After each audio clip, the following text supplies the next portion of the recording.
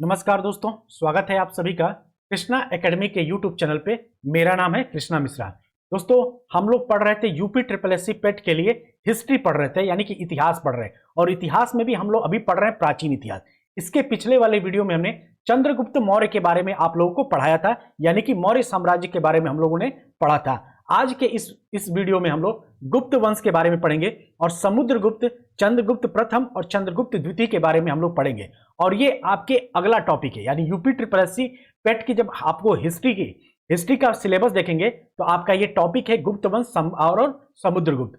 अगर आपको सिलेबस नहीं मालूम है तो आप मेरे टेलीग्राम से जाकर सिलेबस को डाउनलोड कर सकते हैं, क्योंकि वहां पे मैंने सिलेबस डाल रखा है। ठीक है, तो चलिए, अगर हम बात करें गुप्त वंश की, गुप्त वंश ने 275 ईस्वी से 550 ईस्वी तक शासन किया था। तो अगर आपसे क्वेश्चन पूछा जाए कि गुप्त वंश का शासन काल कब से कब तक रहा है, तो आप याद रखेंगे 275 ईस्वी से 550 ईस्वी तक रहा है। और इस वंश की स्थापना कब हुई थी? इस वंश की स्थापना लगभग 275 ईस्वी में महाराजा श्रीगुप्त द्वारा की गई थी। तो क्वेश्चन आपसे पूछा जाएगा कि गुप्त वंश के संस्थापक कौन थे, तो आप बताएंगे श्रीगुप्त थे। कौन था?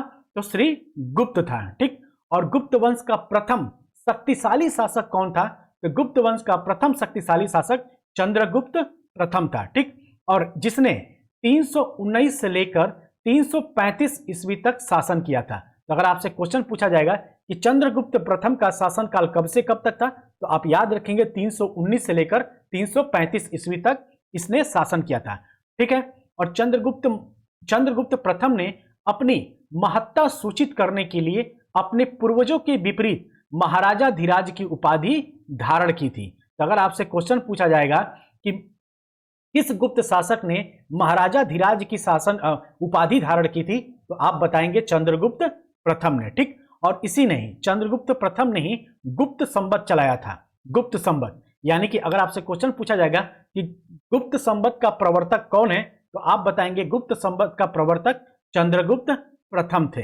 और गुप्त संवत की तिथि क्या है? तो गुप्त संवत की तिथि 319 ईस्वी है। जब चंद्रगुप्त प्रथम जब शासक गद्दी पर बैठे थे, उसी समय से इन्होंने गुप्त संवत चलाया था। तो आप इसे याद रखेंगे, इस तिथि को आप याद रखेंगे। ठीक, और गुप्त वंश के शासकों ने मंदिरों एवं ब्राह्मणों को सबसे अधिक ग्राम अनुदान किए थे। तो अगर आपसे क्वेश्चन पूछा जाएगा कि किस वंश के शासक ने मंदिरों एवं ब्राह्मणों को सबसे अधिक अनुदान दिए थे, तो आप बताएंगे गुप्त वंश के शासकों ने सबसे अधिक मंदिरों और ब्राह्मणों को ग्राम अनुदान किए थे। ठीक, और गुप्त काल में कला एवं साहित्य में हुई प्रगति के आधार पर इस काल को प्राचीन भारत का स्वर्ण युग कहा जाता है। तो आपसे क्वेश्चन पूछा जाएगा कि प्राचीन काल के किस युग को स्वर्ण युग कहा जाता है, तो आप बताएंगे गुप्त काल के युग को स्वर्ण युग कहा जाता है। क्यों कहा जाता है? क्योंकि गुप्त काल में कला और साहित्य की बहुत प्रगति हुई थी। ठीक है, तो आप इसे याद रखेंगे। ठीक, और प्राचीन भारत में सिंचाई कर को उदक भाग तथा विदक भागम कहा जाता है। यानी अगर आपसे क्वेश्चन पूछा जाएगा कि प्राचीन भारत में सिंचाई कर को या गुप्त काल में सिंचाई कर को क्या कहा जाता था, तो उदक भाग और विदक भागम कहा जाता था। आप इसे याद रखेंगे। ठीक है, और गुप्त एवं गुप्तोत्तर काल में रेशम के लिए कौशेय शब्द का प्रयोग हुआ है। अगर आपसे क्वेश्चन पूछा जाएगा कि गुप्त काल में रेशम के लिए किस शब्द का प्रयोग हुआ है, तो आप बताएंगे कौशेय शब्द का प्रयोग हुआ है। एक एक लाइन से क्वेश्चन बनाए दोस्तों, इसको एक एक वर्ड को अच्छे से तैयार करना है। ठीक है, जैसे कौशेय लिख के आप डैश करके रेशम कर लीजिएगा। इस तरीके से शॉर्ट नोट्स भी आप चाहें तो बना सकते हैं। ठीक, हमारा अगला प्रश्न है कि तीसरी शताब्दी में वारंगल लोहे के यंत्रों एवं उपकरणों हेतु प्रसिद्ध था। तो आपसे क्वेश्चन पूछा जाएगा कि वारंगल किस लिए प्रसिद्ध था, तो आप याद रखेंगे कि वारंगल जो था वो तीसरी शताब्दी में लोहे के यंत्रों और उपकरणों के लिए प्रसिद्ध था। ठीक, और तोरणमाड़ भारत पर दूसरे हुड़ आक्रमण का नेता था। तो अगर आपसे क्वेश्चन पूछा जाएगा कि दूसरे हुड़ आक्रमण का नेता कौन था, तो तोरणमाड़ था। आप इसे याद रखेंगे। ठीक, और शतरंज का खेल भारत में गुप्त काल के दौरान उद्भूत हुआ था। उद्भूत का मतलब क्या होता है कि मान लीजिए कि भाई इसी समय गुप्त काल में ही शतरंज का खेल क्या हुआ था, उभरा था, मतलब उभरा था मतलब कि इसकी खोज हुई थी, इस तरीके से भी आप सोच सकते हैं। ठीक है, कि शतरंज का खेल का आविष्कार कब हुआ था?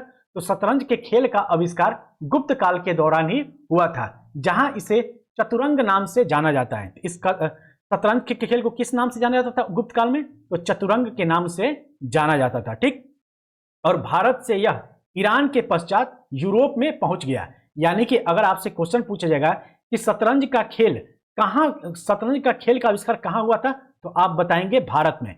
भारत में कब हुआ था? तो गुप्त काल में हुआ था। ठीक, उसके बाद से शतरंज का खेल ईरान पहुंचा और ईरान के बाद यूरोप पहुंचा, आप इसे याद रखेंगे। ठीक, और महर्षि कपिल ने सांख्य दर्शन का प्रतिपादन किया था।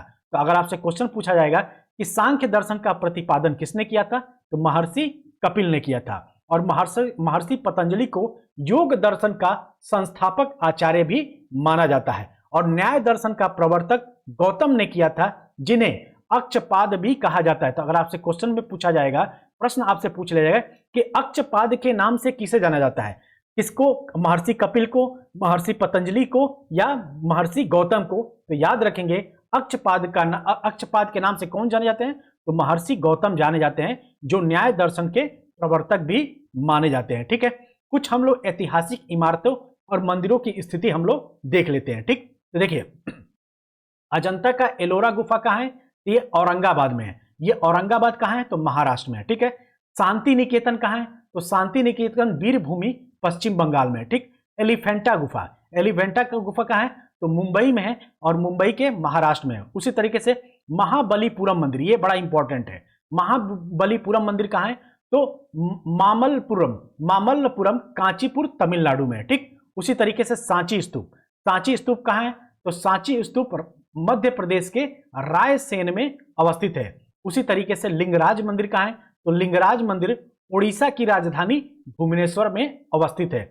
उसी तरीके से सूर्य मंदिर, जिसको काला पैगोड़ा के नाम से भी जाना जाता है। तो आपसे क्वेश्चन पूछ लेगा कि काला पैगोड़ा के नाम से किसे जाना जाता है? तो सूर्य मंदिर को जाना जाता है। और यह सूर्य मंदिर कहां स्थित है? तो आप याद रखेंगे कोणार्क, उड़ीसा के कोणार्क में स्थित है। ठीक, उसी तरीके से हमारा अगला है दक्षिणेश्वर काली मंदिर। दक्षिणेश्वर काली मंदिर कहां है? तो पश्चिम बंगाल के कोलकाता में स्थित है। उसी तरीके से सोमनाथ मंदिर आपको पता ही है कि मोहम्मद गजनवी ने इसी मंदिर को लूटा था। कब लूटा था? तो आप याद रखेंगे 1727 ईस्वी में शायद इसे लूटा था। एक बार आप लोग डेट चेक कर लीजिएगा।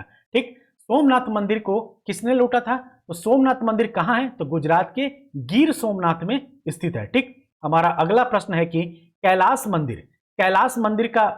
मंदिर को किसने लूटा? तो महाराष्ट्र के एलोरा में, यानी कैलाश मंदिर कहां स्थित है? तो कैलाश मंदिर महाराष्ट्र के एलोरा में स्थित है। ठीक, उसके बाद से त्र्यंबकम मंदिर कहां है? तो त्र्यंबकम मंदिर नासिक महाराष्ट्र में। देखिए दोस्तों, ये जो सोमनाथ मंदिर है ना, ये शायद 1025 से 1027 के बीच में मोहम्मद गोरी ने इस पे आक्रमण किया था। 1727 नहीं है, 1025 से लेकर 1027 के बीच में। या तो डेट आपका 1025 देखा, या तो 1027, कहीं कहीं 1025 मिलता है, कहीं कहीं 1027 मिलता है। तो इस सोमनाथ मंदिर को 1025 और 1027 में किसने लूटा था? तो याद रखेंगे आप कि मोहम्मद गजनवी ने लूटा था। ठीक है, चलिए हमारा अगला प्रश्न है कि महाबलेश्वर मंदिर कहां है? तो महाराष्ट्र में है, आप इसे याद रखेंगे। उसी तरीके से दिलवाड़ा का जैन मंदिर कहां है? तो दिलवाड़ा का जैन मंदिर राजस्थान के माउंट आबू में है। ठीक, उसी तरीके से ब्रह्मा मंदिर कहां है? तो पुष्कर राजस्थान में है। ठीक, और ये इकलौता ब्रह्मा मंदिर है, भारत का एकमात्र ब्रह्मा मंदिर कहां है? तो पुष्कर राजस्थान में है, आप इसे याद रखेंगे। क्वेश्चन आपसे पूछा जा सकता है कि ब्रह्मा जी का एकमात्र मंदिर कहां है? तो आप याद रखेंगे पुष्कर राजस्थान में है। ठीक, होयलेश्वर मंदिर कहां है? तो होयलेश्वर मंदिर हेलोविड कर्नाटक में है। उसी तरीके से रामेश्वर मंदिर कहां है? तो रामेश्वर मंदिर आपको पता है पंबन द्वीप पर स्थित है, और ये पंबन द्वीप कहां है? तो तमिलनाडु राज्य से लगा हुआ है। ठीक, उसी तरीके से मीनाक्षी मंदिर कहां है? तो मदुरई तमिलनाडु में। इन सबको याद रखना है, यहां से क्वेश्चन पूछ लेगा कि बृहदेश्वर मंदिर भारत के किस राज्य में है? ठीक, तो आप बताएंगे तमिलनाडु के तंजावुर क्षेत्र में है। ठीक, तो बृहदेश्वर मंदिर कहां है? तो तमिलनाडु के तंजावुर में है। फिर उसी तरीके से नटराज मंदिर कहां है? तो नटराज मंदिर चिदम्बरम तमिलनाडु में है। उसी तरीके से वेंकटेश्वर मंदिर कहां है? तो वेंकटेश्वर मंदिर तिरुपति आंध्र प्रदेश में है। उसी तरीके से जगन्नाथ मंदिर कहाँ है, तो जगन्नाथ मंदिर पुरी उड़ीसा में है। ठीक, उसी तरीके से हमारा अगला है वैष्णो मंदिर। तो आप सबको पता है कि वैष्णो मंदिर कहाँ है, जम्मू कश्मीर में है, जम्मू कश्मीर के कटरा में। हमारा अगला है खजुराहो मंदिर। खजुराहो मंदिर कहाँ है, तो छतरपुर मध्य प्रदेश में स्थित है। अब हम लोग देख लेते हैं हर्षवर्धन। हर्षवर्धन का कार्यकाल हम लोग देख लेते हैं। तो हर्षवर्धन जो अपनी राजधानी बनाई थी वह कहां से कहां तक ले गया था, तो हर्षवर्धन ने अपनी राजधानी थानेश्वर से कन्नौज स्थानांतरित की थी। क्वेश्चन आपसे पूछा जाएगा कि हर्षवर्धन ने अपनी राजधानी कहां से कहां स्थानांतरित की थी, तो आप याद रखेंगे थानेश्वर से कन्नौज स्थानांतरित की थी। ठीक, और हर्ष के समय में प्रति 5 वर्ष प्रयाग के संगम क्षेत्र में एक समारोह का आयोजन किया जाता था जिसे महामोक्ष परिषद कहा जाता था। तो आपसे क्वेश्चन पूछ लेगा कि महामोक्ष परिषद का आयोजन किसके शासन काल में होता था, तो आप याद रखेंगे हर्षवर्धन के शासन काल में होता था। और ये प्रति 5 वर्ष पर इसका आयोजन होता था। कहां पे, तो प्रयाग के संगम क्षेत्र में। ठीक है, आपसे क्षेत्र भी पूछेगा, वर्ष भी पूछ लेगा, और किसके समय में महामोक्ष परिषद का आयोजन होता था ये भी आपके एग्जाम में पूछा जा सकता है। ठीक है, वेनसांग स्वयं छठे समारोह में उपस्थित था। जो वेनसांग जो चीनी यात्री था वह स्वयं छठे समारोह में उपस्थित था। तो क्वेश्चन आपसे पूछा जाएगा कि हर्षवर्धन के समय में महामोक्ष परिषद के चौथे समारोह में वेनसांग उपस्थित था, तो आप बताएंगे छठे समारोह में उपस्थित था। ठीक, और हर्षवर्धन के समय में ही सर्व प्रमुख घटना चीनी यात्री वेनसांग का भारत आगमन की है। तो आपसे क्वेश्चन पूछ लेगा कि वेनसांग का आगमन भारत में, चीनी यात्री वेनसांग का आगमन भारत के किस शासक के काल में हुआ था, तो हर्षवर्धन के काल में हुआ था। ठीक, अपनी भारत यात्रा के ऊपर उसने एक ग्रंथ लिखा जिसे सी यूकी के नाम से जाना जाता है। तो क्वेश्चन आपसे पूछेगा कि वेनसांग की पुस्तक का नाम क्या है, तो आप बताएंगे सी यूकी है। ठीक, और ये किस पे आधारित है, तो भारत की यात्रा पर आधारित है।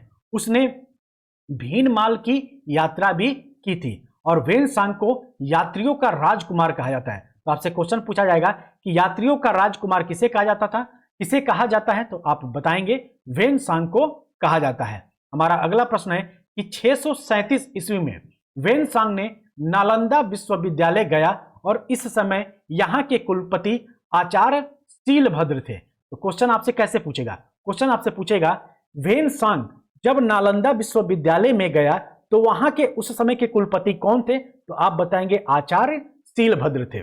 दूसरा क्वेश्चन पूछेगा कि वेनसांग नालंदा विश्वविद्यालय कब गया था, तो आप बताएंगे 637 ईस्वी में गया था। ठीक, और वेनसांग के अनुसार मथुरा उस समय सूती वस्त्रों के लिए प्रसिद्ध था जबकि वाराणसी रेशमी वस्त्रों के लिए प्रसिद्ध था। इसीलिए आज भी वाराणसी में क्या है, वाराणसी की जो साड़ी है, वाराणसी वाली जो साड़ी वो क्या है, बहुत ही फेमस है वाराणसी की साड़ी। ठीक, तो आप बताएंगे कि अगर आपसे क्वेश्चन पूछा जाएगा कि वेनसांग के अनुसार मथुरा किसके लिए प्रसिद्ध था, तो सूती वस्त्रों के लिए प्रसिद्ध था जबकि वाराणसी रेशमी वस्त्रों के लिए प्रसिद्ध था।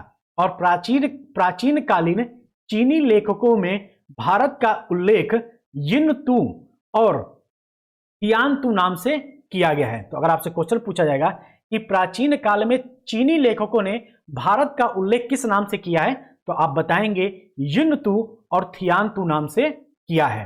तो दोस्तों ये था हमारा आज का गुप्त काल के बारे में संपूर्ण जानकारी। आज हमने गुप्त काल के बारे में और हर्षवर्धन के बारे में आज हमने डिटेल में पढ़ लिया। कल हम लोग पढ़ेंगे राजपूत काल। ऐसे ही एक एक टॉपिक हम कवर करते जाएंगे और धीरे धीरे सब कुछ टॉपिक आपका कवर हो जाएगा। तो घबराने की जरूरत नहीं है, एकदम आराम से पढ़ते रहिए। पूरा कंप्लीट सिलेबस आपका कवर हो जाएगा पेट के लिए और आप बढ़िया से एग्जाम बस ये है कि जितना पढ़ाया जा रहा है कम से कम उतना आप लोग तैयार करते रहिए। ठीक है, तब मेरे पढ़ाने का और आपका तभी फायदा होगा जब जितना पढ़ाया जा रहा है उतना आप लोग कम से कम अच्छे से धैर्य से अच्छे से इत्मीनान से तैयार करते रहिए। तो चलिए फिर मिलते हैं अगली क्लास में, तब तक के लिए बहुत बहुत धन्यवाद। जय हिंद, जय भारत।